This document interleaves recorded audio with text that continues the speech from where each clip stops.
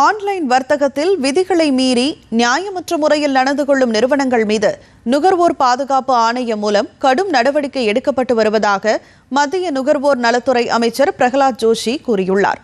மக்களவையில் எழுப்பப்பட்ட துணை கேள்விகளுக்கு பதிலளித்த அவர், நியாயமற்ற வர்த்தக நடைமுறைகளை கடைபிடித்ததற்காக 2020ஆம் ஆண்டு முதல் இதுபோன்ற மின்னணு வர்த்தக தளங்களுக்கு எதிராக சட்ட அளவியல் துறை 997 அறிவிக்கைகளை அனுப்பியுள்ளதாக தெரிவித்தார்.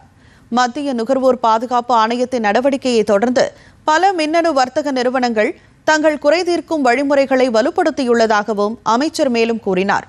இதுவரை பாதிக்கப்பட்ட நுகர்வோருக்கு 1440 கோடி ரூபாய் மதிப்பிலான பணத்தை திரும்ப பெறுவதற்கான நடவடிக்கைகள் மேற்கொள்ளப்பட்டுள்ளதாகவும், இது சமீபத்திய ஆண்டுகளில் நுகர்வோர் விவகாரத்துறையின் மிகப்பெரிய சாதனைகளில் ஒன்றாக திகழ்வதாகவும் அமைச்சர் பிரகலாத் ஜோஷி குறிப்பிட்டார்.